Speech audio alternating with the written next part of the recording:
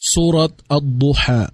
Bismillahirrahmanirrahim. Sa ngalan ni Allah, ang pinakamahabagin, ang pinakamawain.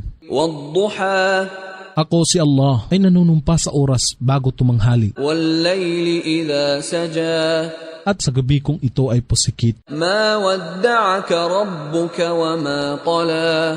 Ang iyong Panginoon ay hindi tumalikod sa iyo at hindi namuhi sa iyo. Walal-akhiratu khayrun laka minal ula.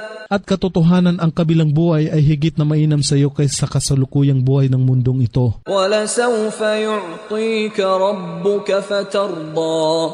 At katotohanan, ang iyong Panginoon ay magkakaloob sa iyo ng lahat upang ikaw ay lubos na masiyahan. Alam yajidka yatiman fa'awa. Hindi baga ikaw ay natagpuan niya na isang ulila at ikaw ay pinagkalooban niya ng masisilungan. Wawajadaka dallan fahada. At kanyang natagpuan na ikaw ay walang kamuhangan at ikaw ay ginawaran niya ng patnubay. Wawajadaka ailan faaghna. At kanyang natagpuan na ikaw ay nangangailangan at ikaw ay ginawa niyang mayaman. Fa'ammal yatima fala taqhar.